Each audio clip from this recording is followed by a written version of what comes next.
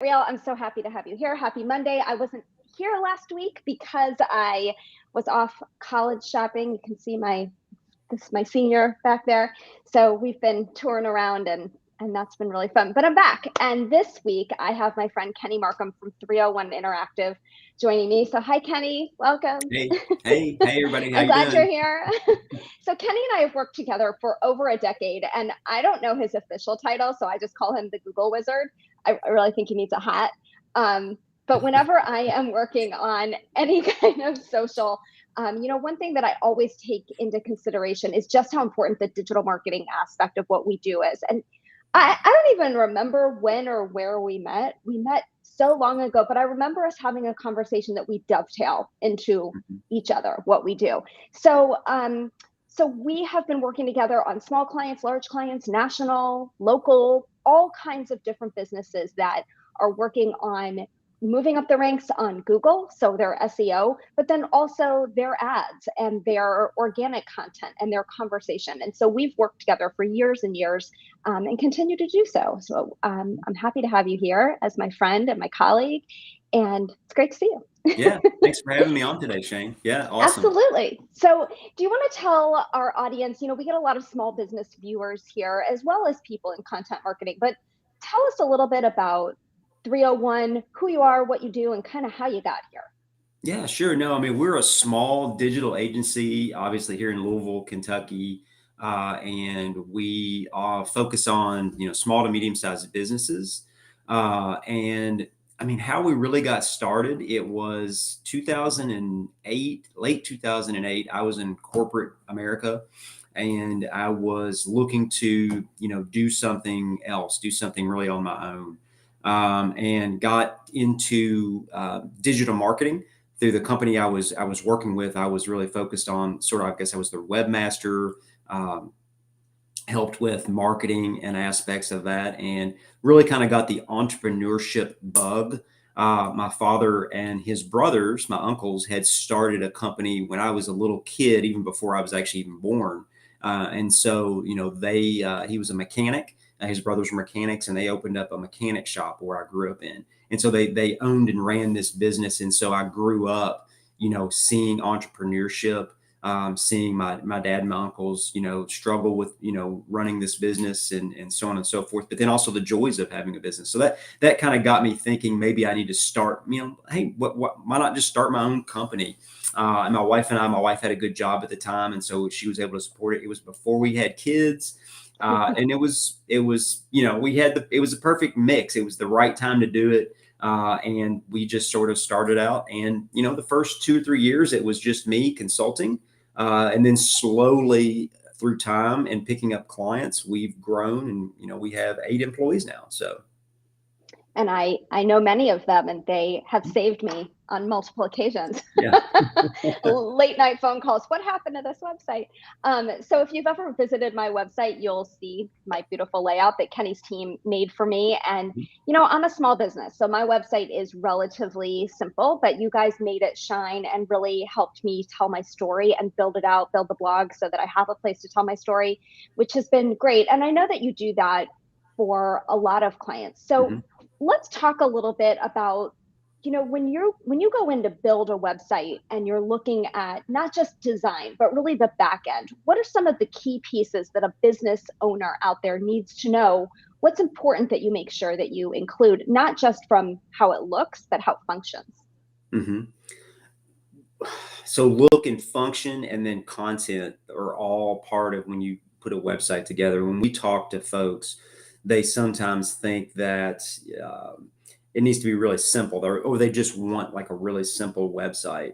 And we have to really coach them on how to get content. Hey, we've got to get content on this website. And so most times, if you have like a company that has, maybe they've got 6 or 7 or maybe 10 services or even more services, Mhm. they might just want to put like a services page, Right. and then just kind of list those things. We have to coach them up and say, look, you really need to think about each one of, let's just say it's 10 services. We would say, look, you really need to think about each of these 10, and each of these 10 need to have their own page. And that they sort of don't understand that. So they're kind of like, well, that's just too much. And it's really not, because Google needs that content. They really want that content, and they want it separated out. Hmm. We try to sometimes explain it as like, think about like your computer. When you have a folder, maybe you have like a folder and a subfolder, a folder inside of a folder, and you're organizing your content on your desktop. Google kind of wants your website like that. They want, maybe the services page, but then they're going to want the content for each one of those services on their own page as well. Right. And so that really getting into the functionality, and but beyond the design, because the design, I always tell people, it's in the eye of the beholder. It's you, what I think looks good might not be what you think looks good, and vice Right. versa. And Right. so we kind of have to just agree on, okay, what do you want it to look like? We're going to make it look good, but really the content, really we're focused on the SEO. We're really focused on getting you traffic. And what do we need to do to get traffic? We know we need content. We know we need then calls to actions, on the website. Right. And that is, of course, how we work together. So I know I'm always fascinated by the keywords. That always makes me wonder how you do what you do. So, when we're talking about any of our clients and you're looking at not just what would we search, what do we as the retailer or business or service industry, what do we want people to find us for? You're able to look and see, actually, they found you for this completely different word. So now we need to start building content around this word, because we know people are Googling that word and landing on you. So this is a word that for your audience attributes to your company. And so that's kind of where we tie in, where then we're taking those keywords, building content in our social around it, so that we know people are interested in whatever that topic is, and it's leading people to wherever we want them to go on the website. And then, of Yeah. course, there's the traffic report that Yeah. you have access to the analytics that we can kind of see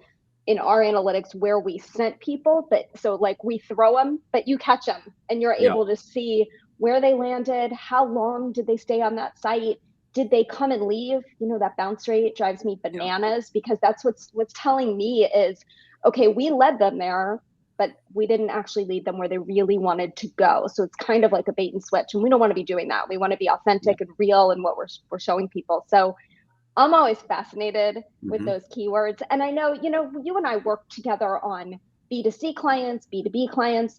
When you're looking at it, I know for us, it's definitely more challenging with B2B, and we Mhm. try to focus more on the service and the customer service piece of it, even more than the products. How do you kind of look at that? Do you find B2B more challenging, or does it matter from where you're sitting? Yeah, no, B2B is definitely a little more challenging, because you're going to have less people searching.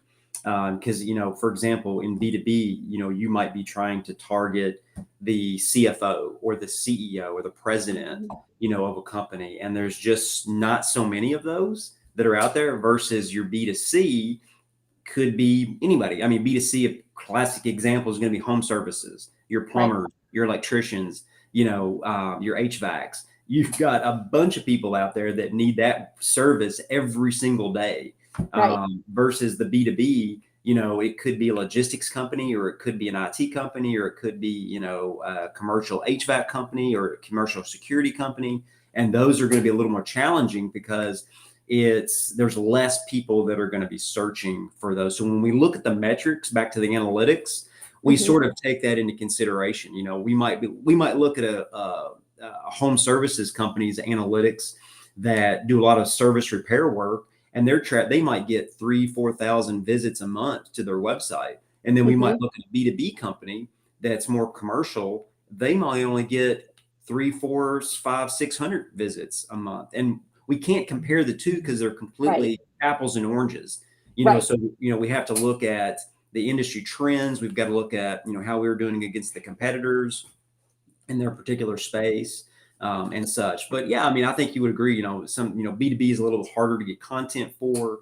Right. But when it's done right, I mean, it's when content is done right on B2B, it can really, really, really help, even from not just a local perspective, but a national perspective. And that's where I think like blogging and content Yeah. blogging is that's where it's at, especially with B2B, because you put yourself out as a thought leader and you just bring traffic in. Right. And I'm always telling our social media clients how important the blog is. It's not just that you're, putting some thoughts out there. It's actually impacting your SEO. It's telling Google there's fresh content here. You own that content. It's your words. So now the content that I'm sharing on social is something that you own. I'm not just curating and sharing somebody else's stuff, which we do a mix. I mean, on social, we're definitely mixing in some other thought leader content. But if we can share it directly from their website, then we're leading them directly back where we go. And I know, at least on one of our clients, we consistently see traffic to blog posts, and we'll be able to see, this is really resonating. We've got that one blog post for our client that we're meeting with on Thursday that just keeps coming to the top. And I mean, we wrote it at the beginning of the pandemic, and it's still out there. It's still good information. And so it's leading people. And then the goal is they come in because they're interested in that topic. Well, where else are they going on the website? How long are they staying? What are they reading?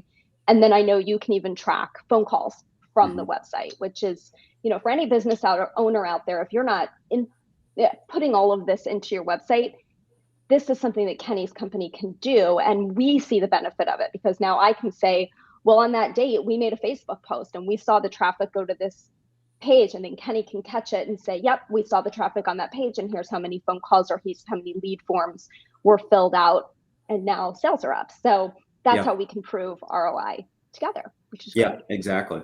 Yeah. I mean, we're even getting into some systems now where we're actually doing remarketing off of that traffic too. So we're seeing how the traffic comes in, we're seeing what pages they land on, and then we're sending specific messages talking about ads, retargeting or remarketing through Google Ads back to the people that hit a certain page. So one of my home services guys, a plumbing company here in Louisville, and we do that with them. So if they land on a water heater page, then we can send an ad back to those people, and we can actually put logic into it. So we can say, if they landed on the water heater repair page or replacement, did not contact us, then let's send them an ad that says, hey, do you still need that water heater replaced? There's an ad. Which is why those shoes from Nordstrom keep coming at me. Exactly. She didn't buy them yet. Keep sending her messages. She'll give in. She'll buy eventually. She'll cave. She always does.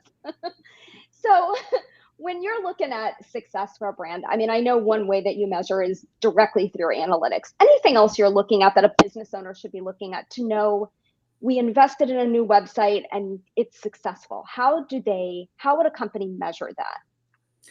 Yeah, the analytics is definitely, that's the starting part. We always want to find out from our clients too on, if we have what's called like a lift, so the things that we can't see in analytics, did they get a lift off of, a website redesign?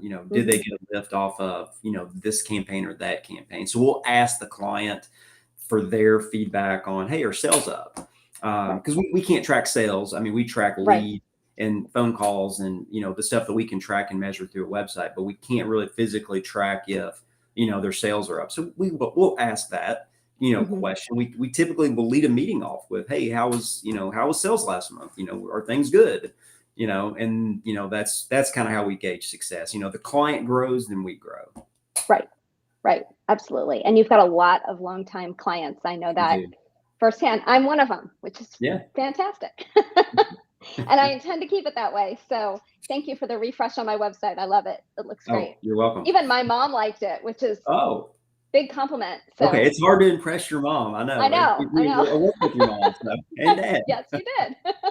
So so it's a big compliment, and I really love the way it looks, and I love the way it functions, and I know that all of our clients that work with both of us are just so happy that they know not only can they get a product on their website is a product they can be proud of, but I know that they appreciate how your team works quickly, they respond, they communicate. So for anybody out there that's looking to start a company and needs a website, or they want to do a refresh, they want to work on their SEO, they need Google Ads, whatever it may be, 301 Interactive is Google verified, so they aren't making this stuff up. They actually know what they're doing. And I always say, I'll run Facebook ads, I'll run Instagram ads, but I'm not touching Google ads. No way. You've got to know what you're doing, or you can go through $100 in about 30 seconds. Yeah, so exactly. I'm glad we get to partner, and I appreciate you guys as a partner and a team. Yeah. So, yeah. Same here. So thanks for being here today, Kenny. It's always good to see you. Yeah. if anybody wants to reach out to Kenny, if you have some questions about 301 Interactive or your website or your SEO, really anything Google related. How do I become the #1 plumber on Google? I've seen him do it, so he can do it again. So make sure to reach out. I put his website up there, so definitely reach out to 301 Interactive. And I hope everyone will join me next week when my guest will be Erica Heald. You might follow her on Twitter at SF Erica. She's out in San Francisco. I recently got to meet her in person at Content Marketing World. It was fantastic. And she's going to come and we're going to talk about a lot of things having to do with content. She actually walked us through how to do an audit of your content marketing, including your social media. So we're going to talk a lot about that. If you want to get to know her, you can join her on Twitter at 3 o'clock Eastern today at Content Chat, #Content Chat. She runs that Twitter chat every Monday. So look for that. And until then, I will see you next week. Have a fantastic week, everybody. Bye.